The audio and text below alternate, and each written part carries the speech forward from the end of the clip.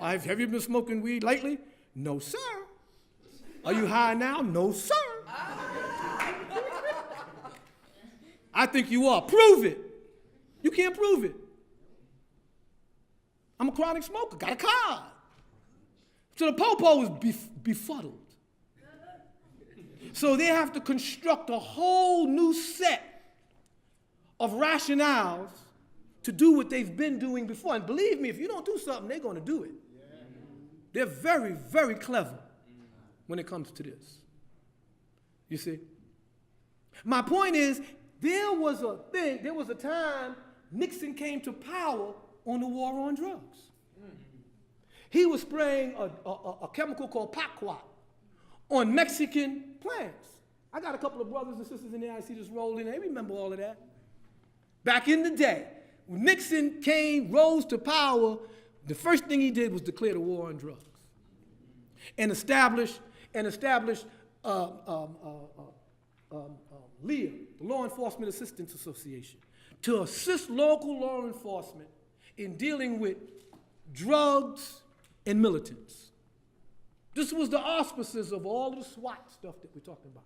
Law Enforcement Assistance Association. It was a federal program that provided law enforcement with military training, with certain types of weaponry, and most important, the intelligence, the operational intelligence know-how, the know-how of how to use intelligence that they got from the Phoenix program in Vietnam.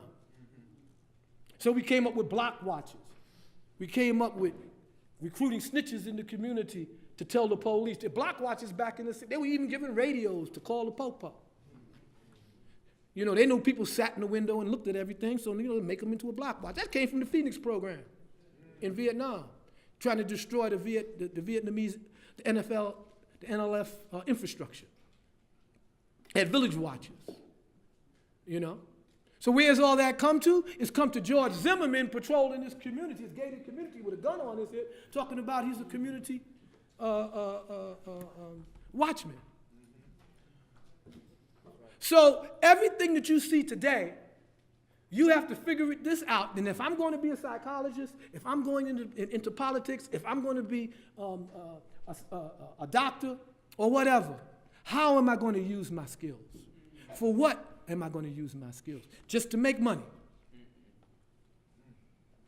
Well, I'm quite sure there's nobody in this room that wants to be broke. I know I don't. But none of us are going to become millionaires by being punks. Even Donald Trump, somewhere down the line, had to not be a punk.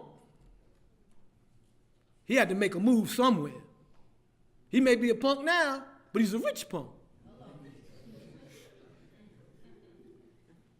And you know, wealth has its privileges in America. You see? So your position here right now before you graduate is very, very important. Because the resistance that has been written out of the history books in this country can be rewritten, or a new chapter can be written beginning with you. There needs to be a new resistance movement in this country. The closest that came to it, they squashed it real quick, was the Occupy movement, Occupy Wall Street movement.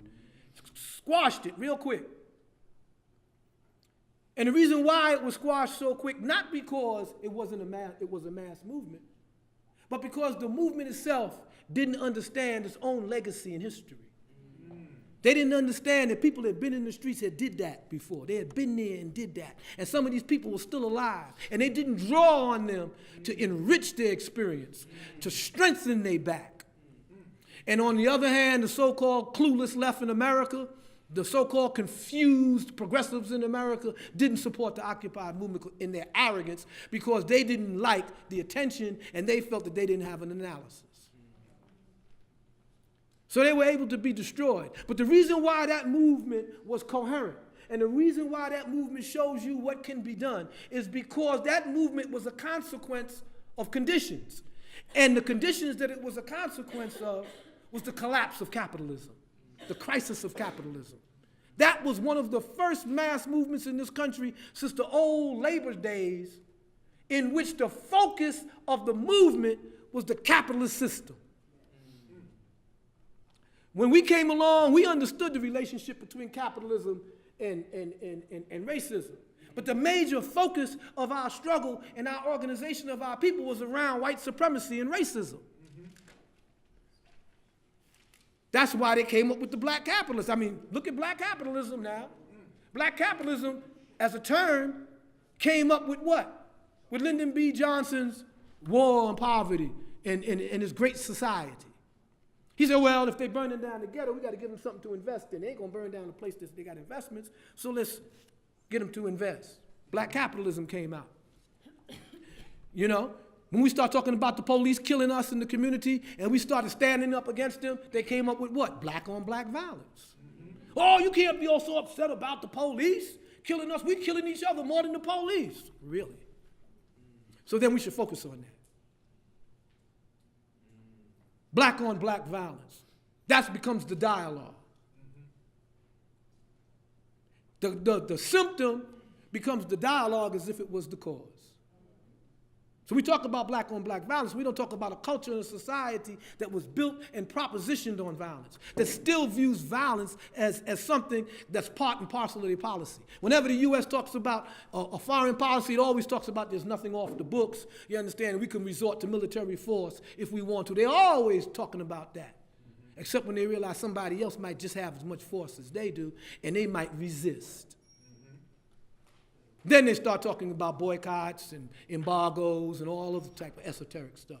But they stop talking about force. Mass movements are led by people who will not back down from adversity and from struggle. You can't have a movement without leaders. But that doesn't mean you have to have a movement of leaders. There has to be somebody that stands up and says, enough is enough. I don't care what y'all say, enough is enough. And I see it every day when I go out in the streets, when I go into the airport, and they say, and they herd people around like animals, everybody just willingly goes places, and they're mumbling to themselves. None of them say, I'm not going. You going? Are they telling us to go? You going? No, I ain't going. You going? No, I ain't going. We ain't going. Nobody says that. Somebody has to stand up. Somebody has to say enough is enough.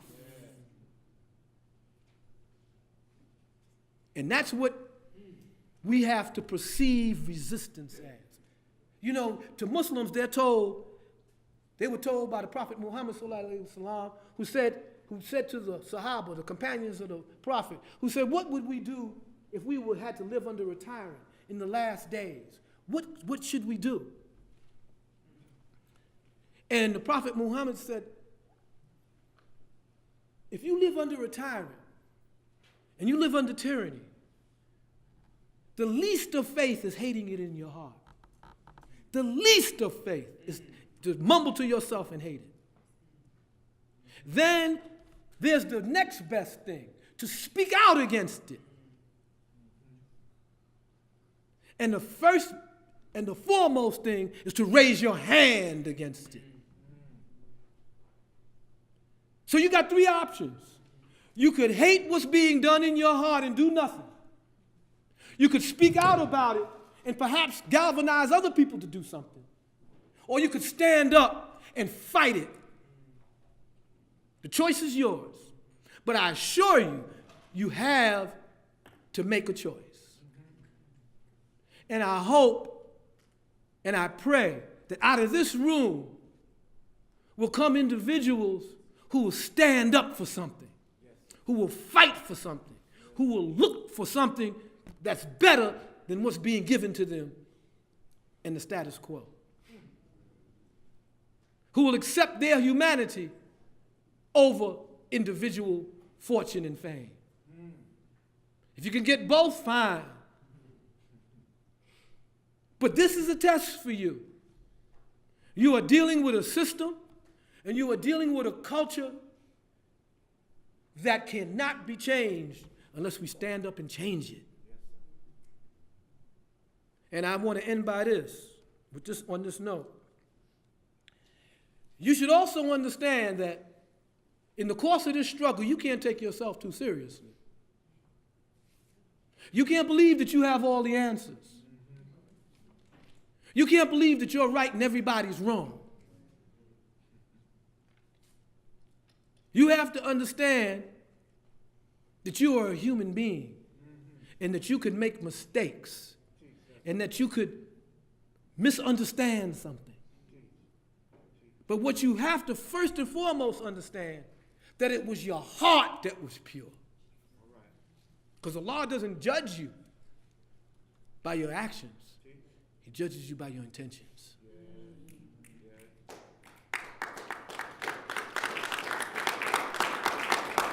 So,